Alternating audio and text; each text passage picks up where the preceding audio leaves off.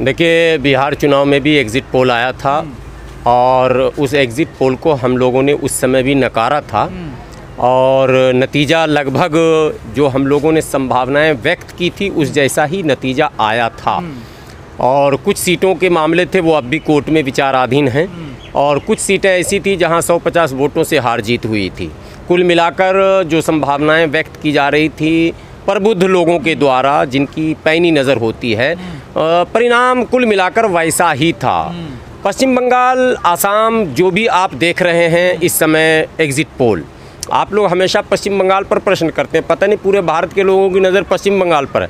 आसाम के विषय में जो एग्ज़िट पोल दिखाया जा रहा वो तो और विचित्र दिखाया जा रहा। वहाँ 70 से 80 सीटें भारतीय जनता पार्टी को दिखाई जा रही हैं और कांग्रेस को 30 से 35 सीटें दिखाई जा रही हैं गठबंधन को। मैं कह रहा हूँ, मेरा अपना अनुमान है, कांग्रेस गठबंधन को वहाँ 70 से 80 सीटें मिल रही हैं। सीधे उसके उलट भारतीय जनता पार्टी और उसके अलायंस को वहाँ 20 सीटें मैक्सिमम, मिनिमम नहीं, मैक्सिमम। अब अगर सीटें बढ़ जाती हैं तो कैसे बढ़ेंगी वो बता देता हूँ। बंगाल में भी मामला यही है, 180 से 190 के करीब ममता बनर्जी को सीटें आ रही हैं। जो एग्जैक्ट एग्जिट पोल नहीं, एग्जिट मैं नहीं कह रहा हूँ, मैं एग्जैक्ट पोल दे रहा हूँ, एग्जैक्ट। और नहीं तो फिर उलट समझिए, ममता बनर्जी को 30 सीट आएगा। बोलिएगा क्यों?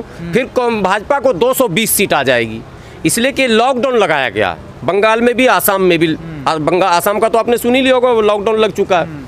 लॉकडाउन में कोरोना का जो नियम है उसमें आप मतदान केंद्रों पर जिस तरह से फॉलो कर रहे थे, तो काउंटिंग सेंटर पर भी आम जनों को जाने नहीं दिया जाएगा। कोई भीड़ नहीं जाएगी, कोई जुलूस नहीं जाएगा, कोई कार्यकर्ता नहीं जाएगा, कोई समर्थक नहीं जाएगा। जाएगा कौन? सिर्फ प्रत्याशी जाएगा। प्रत्याशी के साथ काउंटिंग एजेंट भी अब नहीं जाएगा, ये सब समझ लीजिए आप। और कोई जुलूस भी नहीं निकलेगा, ये सारा ऐलान पहले कर दिया चुनाव आयोग ने। यानी 4 महीने में चुनाव आयोग को कोरोना का ज्ञान नहीं था, काउंटिंग में चुनाव आयोग को पूरा ज्ञान है। मतलब साहब, अब मैं बता रहा हूँ, कोर्ट की फटकार के कारण। कोर्ट की फटकार का क्या मतलब है साहब? आप पूरे देश में चुनाव कराने का जिम्मा आपके ऊपर है तो आप कोर्ट का इंतजार करेंगे। आपको ये पता नहीं कि स्थितियाँ कैसी हैं। बहरहाल, तो जो अब नियम बनाए गए हैं, तो जो लोग वहाँ जाएंगे, मशीनें यहाँ रखी हुई हैं, मशीन पर एक व्यक्ति है जो ऑपरेट करेगा, दूसरा व्यक्ति वहाँ है जो सारे माने 1 2 3 इसमें 3 तरह के लोग होते हैं। अब उसमें जो प्रत्याशी होगा वो वहाँ बैठेगा, वहाँ यानी कितना, 2 गज दूरी नहीं होगी वहाँ, 2 2 4 2 6, चूँकि 3 चैनल हैं, 3 लोग बैठते हैं। वो टोटल काउंटिंग का जो सेटअप होता है उसमें 1 2 3 होता है, तो 2 2 4 2 6 गज वो हो गया और 2 गज उससे आगे रहेगा उम्मीदवार, 8-10 गज दूर रहेगा। सारा खेल होगा, धड़ल्ले से होगा, ये तो काउंटिंग में होगा। अब आपको बताता हूँ स्ट्रांग रूम। स्ट्रांग रूम में कौन जा रहा है देखने को? ये हारने की बौखलाहट है आप लोगों की। नहीं बौखला, आप पहले समझिए इस बात को, देश के लोगों को समझना होगा। स्ट्रांग रूम में अगर आज से ममता बनर्जी के लोगों ने ध्यान नहीं दिया और कोरोना नियमों का पालन करते हुए स्ट्रांग रूम की घेराबंदी अगर नहीं की, तो स्ट्रांग रूम जो है वो सेंट्रल जो एजेंसी है उसके देख रेख में है। CISF है, CRPF है, BSF है, ITBT जो है वो है, उसके देख रेख में है। स्टेट पुलिस का वहाँ कोई रोल नहीं है। तो जब स्टेट पुलिस का कोई रोल नहीं है तो स्ट्रांग रूम जब जिसके हवाले आप किए हैं उसका मालिक कौन है? जिसके हवाले स्ट्रांग रूम है उसका मालिक टीएमसी के नेता के गरीबी मिली नहीं मिली, बताइए आप। नहीं, मैं वो टीएमसी के नेता गरीबी, मैं सब बात बता रहा हूँ, सारे जवाब आपको दे रहा हूँ। जो ये एजेंसियाँ CISF, BSF, CRPF और ITBT जो भी है, इसको ऑपरेट कौन करता है? माननीय अमित शाह जी करते हैं। और अमित शाह जी शुरू से कह रहे हैं कि 200 से कम पे हम समझौता नहीं करेंगे, हमें 200 सीट चाहिए तो चाहिए। और अमित शाह जी जो बोलते हैं वो करके दिखाते हैं। वो कहते हैं मैं कदम पीछे नहीं हटाऊँ। तो ये अलग बात है कि प्रकृति नए रूप में आ रही है। कदम आप लोग अपने मुताबिक क्यों डाल लेते हो? मुताबिक ही डाल, सच्चाई से क्यों भागते हो? देखिए, मैं आप काउंटिंग साफ बता दूं, देश के लोग जनता दे रही है। आप जब मैं बंगाल जाके आया हूँ, बंगाल में 30% मुस्लिम मतदाता है। 30% मुस्लिम मतदाताओं में से 90% मुस्लिम, यानी 30 का 90 TMC को वोट डाला है। तो 30 का 90 का मतलब 28-27% एक मुश्त वोट TMC को मिल गया। मूल बंगाली यानी बंगाल नस्ल के जो बंगाली हैं उसमें 80% बंगालियों ने ममता को वोट डाला। तो ममता बनर्जी को तो 200 सीट ऐसे ही आ रहा। भारतीय जनता पार्टी को सिर्फ हिंदी भाषी लोगों ने, बिहार के, मध्य प्रदेश के, उत्तर प्रदेश के और अदर राजस्थान के, इन लोगों ने वोट दिए हैं, इन्हीं लोगों ने झंडे ढोए हैं। आज बता देता हूँ आपको, ये ग्राउंड की रिपोर्ट बता रहा हूँ। एग्जिट पोल सही हो गए तो क्या समझा जाए? आप लोगों ने जो जागरूक अभियान चलाया, लोगों को समझाने की बात करी, किसान नेता भी गए तमाम सफेद। मैं कह रहा हूँ कि एग्जिट पोल सही हो ही नहीं सकता, दोनों एंगल से नहीं हो सकता। अगर मेरी बात माने तो एग्जिट पोल 160, 50, 30 दिखा रहा ममता को, आना है 180, 90। लेकिन ज्यादातर ये एग्जिट पोल सही होते हैं यहाँ पर? नहीं हो रहे हैं ना, होंगे। बिहार में तो हर बार गलत होता है। हाँ, बिहार में नहीं, बंगाल में भी इस बार गलत होंगे, आसाम में भी गलत होंगे, केरल में भी गलत होंगे। खैर केरल में तो इस बेचारे का कोई लेना देना है ही नहीं, वहाँ तो पढ़े लिखे लोग हैं, इनकी एंट्री ही नहीं हो पाती है।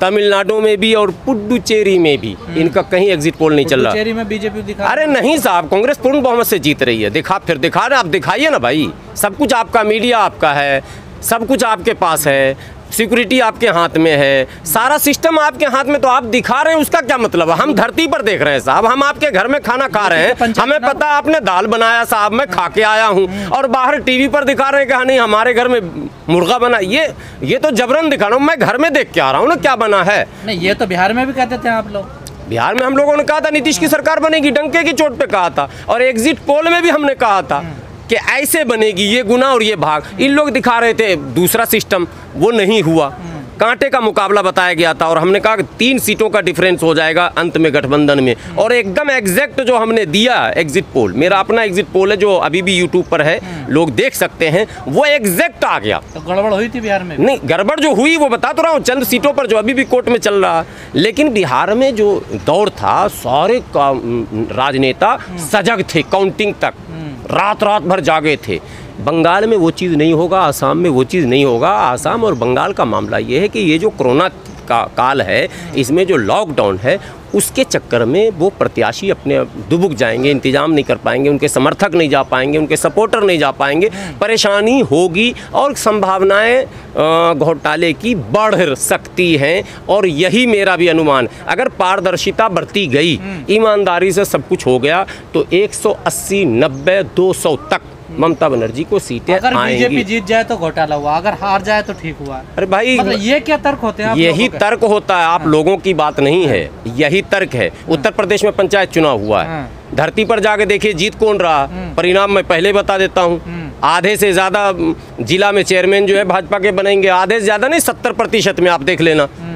अब आप कहेंगे कि कैसे? अब धरती पर जाकर जब वोटिंग हो जाएगा तब आप जाना और कहना भाई साहब आप वोट किसको, अरे मैंने भाजपा को नहीं दिया, फिर माइक लगाना, भाई साहब बहन जी आप किसको दिए, चच्ची आप किसको दिए, सबसे पूछ लेना, सब यही कहेगा मैंने नहीं दिया। अरे तो भूत जिन आके वोट दे रहा क्या? फिर तो आरोप जो भी लग रहे हैं मशीनों की हेराफेरी के, उसको प्रमाणित करना पड़ेगा ना किसी न किसी ढंग से। तो ये है, और ये आज का नहीं है साहब, ये बात बोल के मैं भाजपा को भी क्लीन चिट दे देता हूँ। पहले के दौर में भी जिसकी लाठी होती थी, जब वो बैलेट से होता था तो भी बक्से बदले जाते थे। तो इसका मतलब जब बक्से बदले जाते थे उस ज़माने में, तो आज क्या मशीनें नहीं बदली जा सकती? सब कुछ संभव है। यूपी में तो बैलेट पेपर में चुनाव हुआ, तो बैलेट पेपर बक्सा में जाएगा, बैलेट पेपर बक्से में जाएगा ना, तो बक्सा तो पहले भी बदला जाता था। जो आपकी डिमांड है बैलेट पेपर की, वो भी गलत होगी। नहीं, देखिए हमारा डिमांड कभी बैलेट पेपर का, हमारा डिमांड है ईमानदारी का, पारदर्शिता का। हाँ, क्या आप पारदर्शी रहें, तो ईमानदार रहें। बैलेट पेपर से कराएंगे बक्सा हेर फेर होगा, ईवीएम से कराएंगे मशीनें हेरा फेरी होंगी। हेरा फेरी बंद अगर हो जाए तो जनता जिसको वोट देगी वही सामने आएगा जीत कर। और हेरा फेरी में क्या, वोट किसी और को हम देते हैं, सरकार हम किसी और की बनाना चाहते हैं, बन किसी और का जाता है, यही अंतर है। और पश्चिम बंगाल और आसाम में इसी की संभावना